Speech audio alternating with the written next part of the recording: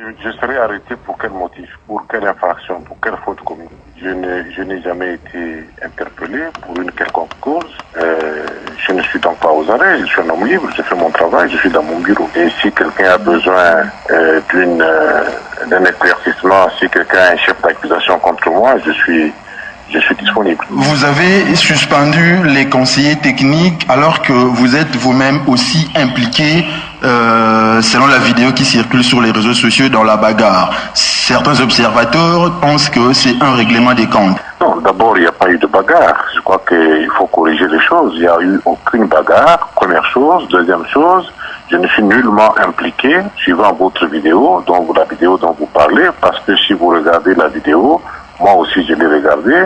Le seul endroit où je suis, c'est que je suis devant ma porte d'entrée et de sortie, la porte réservée au DIRCAV, parce qu'il y avait beaucoup de bruit et je devais me rendre compte de ce qui faisait autant de tapage devant ma porte. Je suis sorti, j'ai trouvé un jeune homme en colère, presque fou, menaçant, tapant du coup sur ma porte, menaçant de forcer la porte pour entrer, pour m'obliger à lui signer un document par lequel il doit aller toucher de l'argent aux finances et au budget. Alors moi, je ne suis pas là au service des intérêts idiots de ce genre-là. Je dis, non messieurs, vous n'avez pas une mission qui va dans l'intérêt de la République pour que je puisse, moi, exposer les finances de l'État à la simple gourmandise, à l'égoïsme stupide. Je ne peux pas.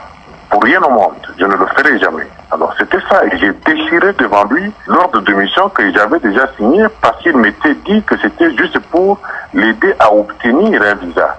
Et alors que certains conseillers affirment ne pas être payés, ne se contenter que des frais de transport ainsi que de quelques rares primes, Michel Somoué indique que ces conseillers, en surnombre d'ailleurs, bénéficient de son humanisme.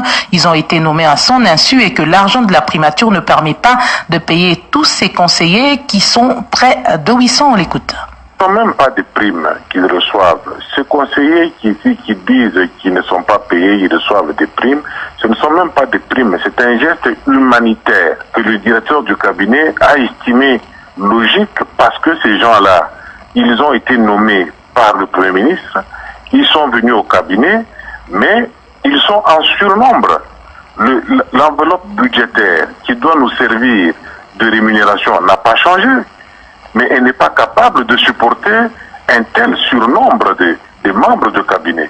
Figurez-vous que nous avons une enveloppe budgétaire qui a été déterminée pour à peu près une centaine de membres de cabinet et qu'aujourd'hui nous sommes plus de 600 membres de cabinet, près de 800 membres de cabinet. Comment voulez-vous que je paye avec la même enveloppe d'une centaine de personnes que je paye 800 personnes? C'est pas possible.